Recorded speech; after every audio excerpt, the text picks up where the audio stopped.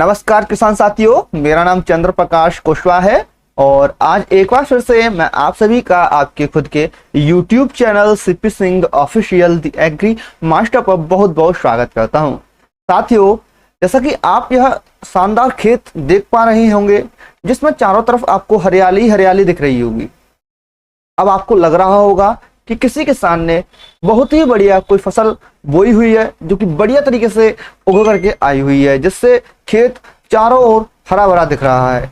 लेकिन साथियों, यह कोई फसल नहीं है, यह किसान का सबसे बड़ा दुश्मन है। जी हाँ, आपने सही सुना, यह किसान का सबसे बड़ा दुश्मन है। यह सिर्फ और सिर्फ खरपतवार है, खासकर मोथा घास है। और मोथा घास भी अलग अलग प्रजातियों की है, जैसे नागर मोथा, चिर मोथा, मोथा घास अन्य। ये जो खरपतवार है कुछ ही समय में ऐसा विकराल रूप ले लेता है जिससे यहाँ कोई भी फसल उगाना मुश्किल हो जाता है। यहाँ देखिए, चारों तरफ बस यही खरपतवार आपको दिख रही होगी। दूसरी खरपतवारें जैसे दूब घास वगैरह आपको बिल्कुल नहीं दिख रही होगी, क्योंकि यह जो खरपतवार है मोथा घास बहुत ही तीव्र गति से ग्रो होता है और बहुत ही जल्दी फलता फूलता है, जिसकी वजह से यहाँ अन्य फसलें या खरपतवार नहीं उग पाते, क्योंकि यह उन सभी को सप्रेस कर देता है अपने आप से, क्योंकि यह बहुत तीव्र गति से ग्रो करता है। आपने देखा होगा जब भी आप निराई करते हैं, एक बार आपने शाम के टाइम पे मोथा काट दिया, सुबह आप देखोगे कम से कम आपको 2 से 3 इंची वही मोथा वही उसी जड़ से खड़ा हुआ आपको पुनः नया मिलेगा। यानी वह तुरंत रेटून होके आ जाता है, तुरंत उग के आ जाता है। आपने अगर ऊपर से काट दिया तो तुरंत आपको कम से कम 1 या 2 इंची आपको देखने को मिलेगा तुरंत सुबह। 24 घंटे में इतना तीव्र गति से ग्रो होता है। 24 घंटे में आप कम से कम 2 से 3 इंची देख पाओगे इसे, और शाम तक जाओगे तो कम से कम वह आपका 6 से 7 इंची का हो जाता है। तो ये है मोथा घास, जो कि बहुत ही तीव्र गति से होता है। देखिए, यदि आप इसे मैन्युअली कंट्रोल करना चाहेंगे तो यह बहुत मुश्किल होता है, क्योंकि इसमें लेबर कॉस्ट बहुत ज्यादा लगता है। लेबर कॉस्ट का मतलब यह है कि अगर आप इसे खत्म करने के लिए, इसे निराने के लिए, इसे खोद कर बाहर निकालने के लिए लेबर को बुलाओगे तो कम से कम 300 से 400 रुपये पर पर्सन आपको खर्चा करना होगा, और यहाँ आपको बहुत ही ज्यादा पैसा लगाना होगा, और फिर भी आपको अच्छी तरीके से यहाँ रिजल्ट देखने को नहीं मिलेंगे। क्योंकि मैन्युअली आप क्या करोगे, जहाँ पेड़ है वहीं से तो खोद के निकाल लोगे, जो अन्य वहां पर जड़ें बची हुई हैं, गांठें बची हुई हैं मोथा घास की, उसे तो आप निकाल नहीं पाओगे। अब आप कहोगे भाई आप भी बता दीजिए कोई बढ़िया सा सॉल्यूशन जिससे हम इस मोथा घास को जड़ से खत्म करें। तो टेंशन मत लीजिए, बस वीडियो को अंत तक देखते रहिए। मैं आपकी समस्या का समाधान लेकर ही यहाँ आया हूँ। जड़ से खत्म हो जाएगा मोथा मात्र एक स्प्रे में। ज्यादा कुछ नहीं करना है, सिर्फ एक स्प्रे करना है, जड़ से खत्म हो जाएगा आपका मोथा। देखिए दोस्तों, सॉल्यूशन की बात करने से पहले मैं आपको इसके बारे में थोड़ी सी इंफॉर्मेशन देना चाहूंगा। ये जो खरपतवार है मोथा घास, इसका बोटेनिकल नेम या वैज्ञानिक नाम जो है साइप्रस रोटंडस होता है। देखिए, अब बात आती है यह किस तरीके से प्रोपोगेट करता है। तो यह प्रोपोगेट करता है गांठों के थ्रू। गांठ इसकी जड़ों में होती हैं, यानी कि इसकी जो जड़ें होती हैं वहां गांठें होती हैं, उन गांठों के थ्रू ही नए पौधे बनते हैं। यानी ये जो गांठ है एक तरह से बीज का काम करती है। यहाँ पर ये जो गांठ है विपरीत परिस्थिति में भी अपने आप को सुरक्षित रख लेती हैं, यानी कि यदि इनके अनुकूल परिस्थिति नहीं है तो अपने आप को एकदम सेफ यह जमीन में रख लेती हैं, जिससे जब भी इन्हें अनुकूल परिस्थिति मिलती है और यह उग करके आती है। लेकिन मोथा घास एक ऐसी घास है, एक ऐसा खरपतवार है जो कि आपको साल के 12 महीने देखने को मिल जाता है, क्योंकि यह कभी भी इमर्ज होके आ जाता है। जब भी इसे अनुकूल परिस्थिति मिलती है तभी यह फुटाव होकर के उग करके चल देता है, और एक गांठ से लगभग 5 से 6 पौधे बनते हैं।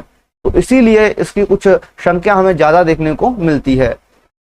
अब बात आती है इसके कंट्रोल की। तो कंट्रोल के बारे में आपको बता दें, देखिए दोस्तों, भारत के अंतर्गत अभी कोई भी ऐसा प्रोडक्ट नहीं बना है, मात्र एक प्रोडक्ट को छोड़ करके, जो कि मोथा घास को जड़ से खत्म कर दे। जी हाँ, जड़ से खत्म कर दे। भारत के अंदर ऐसा कोई भी प्रोडक्ट नहीं है, मात्र एक प्रोडक्ट को छोड़कर। वह प्रोडक्ट है सैम्प्रा। यह धानुका कंपनी का टेक्निकल है। धानुका कंपनी ने इसे बनाया है, धानुका एग्री लिमिटेड ने इसे बनाया है, जिसका नाम है सैम्प्रा। इस सैम्प्रा के अंदर जो टेक्निकल प्रेजेंट होता है वह होता है हेलो सल्फ्यूरॉन मिथाइल 75% WG। ये हेलो सल्फ्यूरॉन मिथाइल 75% WG होता है। यह यहाँ वेजिटेबल ग्रेनुअल फॉर्म में आता है। कैसी फॉर्म में आता है? वेजिटेबल ग्रेनुअल फॉर्म में आता है।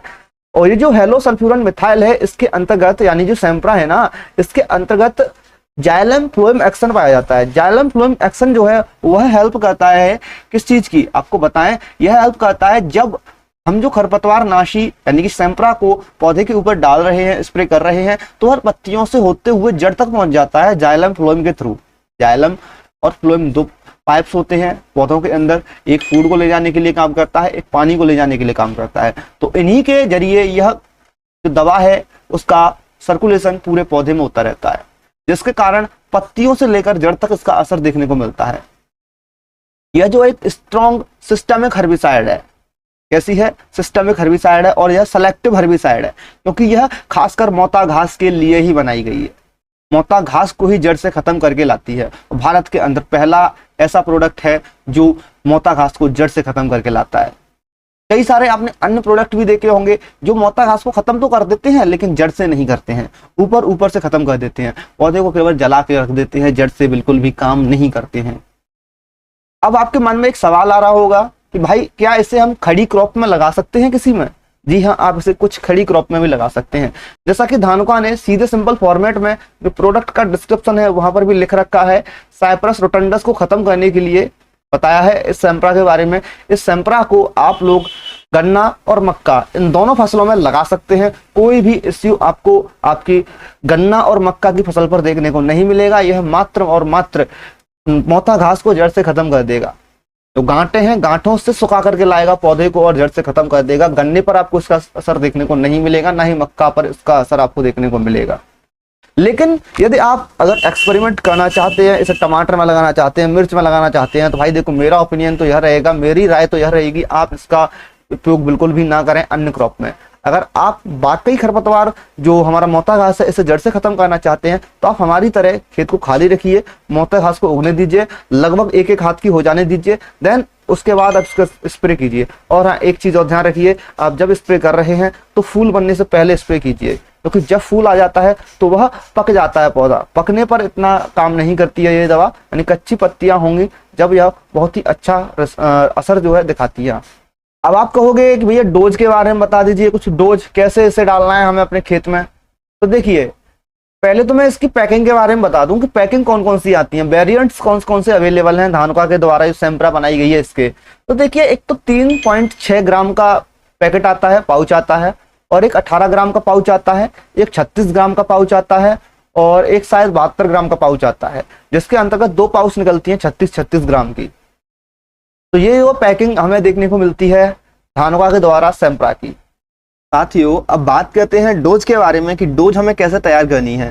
देखिए, मैं आपको डोज बताने से पहले एक चीज और बताना चाहूंगा। ये जो हमारी पैकिंग आ रही थी 72 ग्राम की, 36 ग्राम की, 18 ग्राम की और 3.5 ग्राम की, इनकी प्राइस के बारे में देखिए, 72 ग्राम की जो पाउच रहेगी इसकी प्राइस रहेगी आपकी तकरीबन 2700 रुपए से लेकर 2800 रुपए, और 36 ग्राम वाली जो पाउच है इसकी प्राइस रहेगी आपकी 1300 से 1400 रुपए के तकरीबन, और 18 ग्राम वाली की रहेगी 800 से लेकर 900 रुपए तक, और ये जो 3.6 यानी 3.5 ग्राम वाली जो है ना तकरीबन, इसकी रहेगी आपकी 200 से 300 के तकरीबन प्राइस।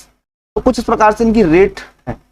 अब देखिए, यदि आप 15 से 16 लीटर वाली टंकी के अंतर्गत दवा डाल के छिड़कना चाहते हैं तो आप ये जो छोटे वाले पाउच है ना ये ले लीजिए। 3.5 ग्राम का आता है, बहुत है 15 से 16 लीटर पानी के लिए। 15 से 16 लीटर की जो पंप होती है उसके अंतर्गत डाल के आप इसे स्प्रे कर सकते हैं। अब देखिए, यहाँ जो आप देख रहे हैं ये जो 18 ग्राम वाली पाउच है, 36 ग्राम वाली पाउच है।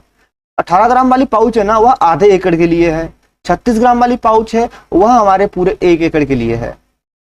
1 एकड़ जमीन के लिए 36 ग्राम वाली पाउच चलती है।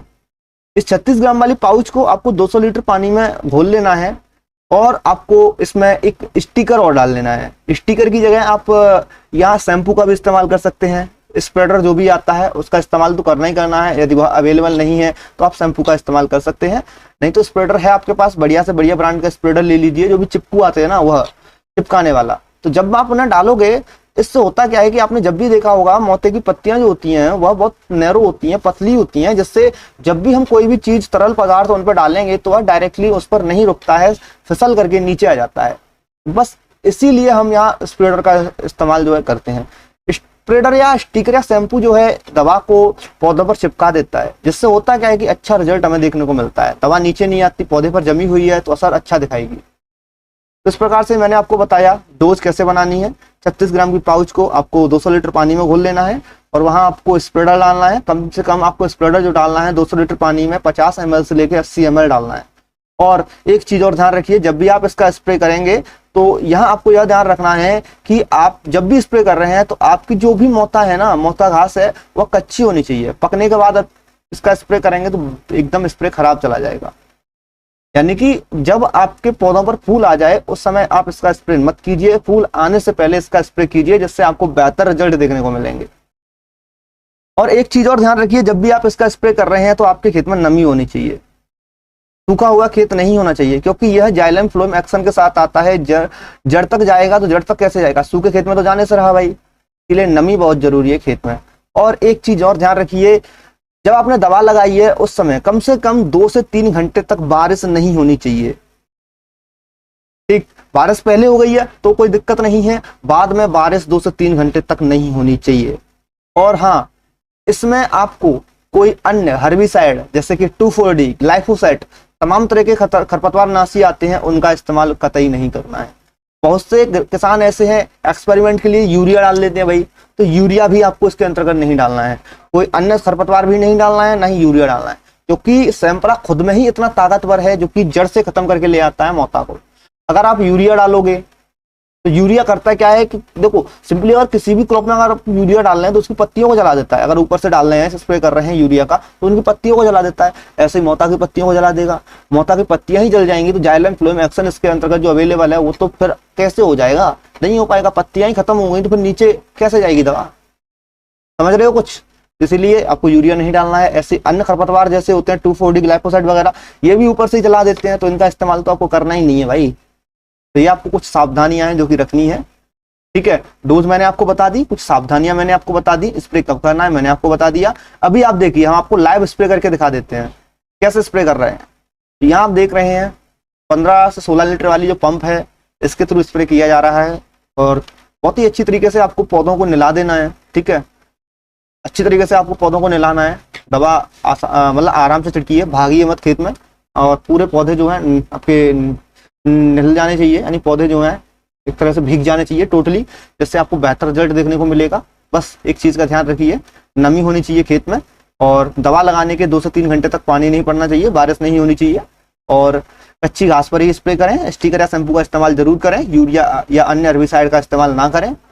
और जो आप लाइव स्प्रे देख रहे हैं वो हम बिल्कुल ऐसे ही कर रहे हैं, जैसा मैंने आपको डोज बताई है वही डोज हमने यहाँ पर रखी हुई है, ठीक। और अब देखिए, अब आप लोगों का एक सवाल होगा कि सर हमें ये बताइए कि यह कितने दिन में खत्म कर देगा मोता घास को। तो दोस्तों यहाँ लगता है टाइम, थोड़ा टाइम तो लगेगा, कम से कम 15 से 25 दिन लगते हैं। 15 से 25 दिन में आपका मोता जो है खत्म हो जाएगा। 15वें दिन आपको इसमें जो मोता है उसकी नई जड़ें जो है देखने को नहीं मिलेंगी। मतलब इसका रिजल्ट जो है 3 से 4 दिन पर ही आपको दिख जाएगा। वैसे तो जो रूट का डेवलपमेंट है वो नहीं होगा, पौधा सूखने लग जाएगा। 10वें दिन जैसे ही पहुंचोगे आप, अगर फाड़ कर देखोगे ना पौधे को, तो वहां जो रूट्स डेवलप हो रही थी नई वाली, वो बिल्कुल ही रुक जाएंगी, काली पड़ जाएंगी भीतर से।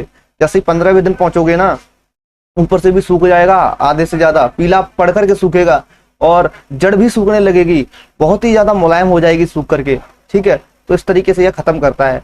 जाइलम फ्लोएम एक्शन आता है, सिस्टमिक एक्शन है, इसके अंतर्गत पूरे पौधे में फैल जाती है दवा। बहुत ही अच्छी दवा है, आप इसका इस्तेमाल कर सकते हैं। और यहाँ आप देख ही रहे हैं, देखिए अब हमने स्प्रे किया है दवा, ठीक है। अब आपको हम आज से 15 दिन बाद एक वीडियो डालेंगे जिसमें आपको बताएंगे कि आपको क्या रिजल्ट दिखे हैं खेत में, हमारे खेत में हमें क्या दिखे हैं, फिर हम आपको बताएंगे आपको क्या दिख रहे हैं हमारे खेत में। टेंशन मत लीजिए, बहुत ही अच्छी दवा है। जो मैंने तरीके बताए हैं उस तरीके से आप इसका उपयोग कर लेते हैं तो मोता घास गारंटी से बता रहा हूँ जड़ से खत्म हो जाएगी। और हाँ, इस दवा को अगर आप खरीदना चाहते हैं तो डिस्क्रिप्शन में कुछ लिंक दे दिए हैं मैंने, तो उन लिंक पर क्लिक करके आप इसे खरीद सकते हैं। और हाँ, फिर भी आपका कोई भी क्वेश्चन बचता है, सवाल आपके मन में उपज रहा है, तो कमेंट बॉक्स भाई खुला हुआ है। एक बार कमेंट बॉक्स में आपकी जो भी क्वेरी है डाल दीजिए, आपको समाधान हम कमेंट बॉक्स के माध्यम से भी प्रोवाइड करने की कोशिश करेंगे। और हाँ, चैनल को सब्सक्राइब कर लीजिएगा, क्योंकि बहुत ही इंफॉर्मेटिव वीडियोस हमारे चैनल पर बहुत सारी अवेलेबल हैं और बहुत सारी आने वाली हैं। यदि वीडियो बहुत अच्छी लगी हो तो शेयर भी कर दीजिएगा अपने मित्रों के साथ में। चलिए अब लेते हैं विदा, मिलेंगे आपसे नेक्स्ट वीडियो में, तब तक के लिए जय हिंद, जय भारत।